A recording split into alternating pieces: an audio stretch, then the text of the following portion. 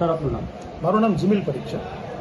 Sir, જે રીતે બાળકો હેરાન થયા મનાલી પ્રવાસમાં એવી વાત આવે છે, શું સમગ્ર હકીકત છે? સમગ્ર હકીકત એવું છે કે યુનિવર્સલ ટૂર્સ એન્ડ ટ્રાવેલ્સ દ્વારા સંચાલિત પ્રવાસમાં વિદ્યાર્થીઓ ગયા છે, જેમાં ચંદીગઢ જવા માટે એ લોકો હિલ સ્ટેશન ઉપરથી એમના બસ પોઈન્ટ ઉપર પહોંચ્યા હતા. એક બસમાં બાળકો બેસીને રવાના થયા. સામે બીજી બસ આવતી જોઈ, પછી એ બસને ઊભા રહેવા માટેની જગ્યા કરવી પડે એટલે એક બસ છે એ આગળના પાર્કિંગ પોઈન્ટ સુધી આગળ ગઈ.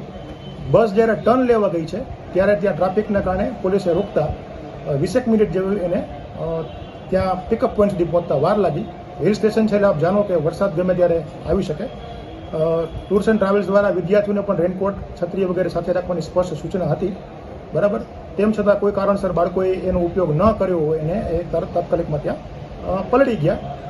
આપ વિડીયોમાં પણ જોયા હશે, મેં પણ જોયું છે કે બાળકો સદંતર નથી પલળ્યા, થોડા ઘણા પલળ્યા છે. હિલ સ્ટેશન છે એટલે ઠંડકનું વાતાવરણ એના કારણે થોડી ઠંડી લાગી હતી. 20 મિનિટની અંદર બાળકોને પિકઅપ કરવા માટે ટ્રાફિક ક્લિયર થતાં બસ આવી ગઈ. બસમાં બેસાડી આગળના પોઈન્ટ ઉપર 10 મિનિટમાં જે લોકોના કપડાં બદલવાની વ્યવસ્થાથી માંડીને બધી જ વ્યવસ્થા કરી દેવામાં આવી અને ત્યારબાદ નોર્મલ રૂટીનમાં પ્રવાસ છે એ આગળ વધ્યો. બાળકો ખૂબ એન્જોય કરે છે.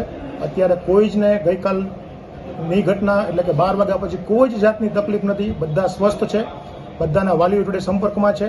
વાલીઓને પણ અમે એ બાબતથી અપડેટ કરતા રહીએ છીએ અને આજે એ લોકો ચંદીગઢ પહોંચી ગયા છે અને સાંજમાં ટ્રેન દ્વારા એ લોકો રાજકોટ પરત આવવા માટે નીકળી જશે.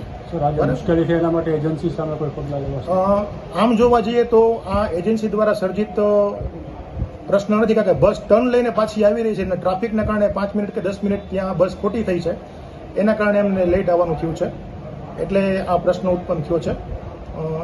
એટલે એજન્સી દ્વારા આમ જોવા જઈએ તો કોઈ સીધો લીટીનો પ્રશ્ન નથી આવતો, પણ તેમ છતાંય બીજી વખત આવો કોઈ પ્રશ્ન ઉત્પન્ન ન થાય એવી તકેદારીને ધ્યાન રાખતા એજન્સીને હવેથી આવું પ્રવાસમાં લઈ જવાનું શાળા દ્વારા બંધ કરી દેવામાં આવશે, બરાબર. અને એ લોકો પ્રવાસમાંથી આવ્યા પછી એની સામે જે પણ કાંઈ કાર્યવાહી કરવાની હશે એના માટે એના આગળ વધશું.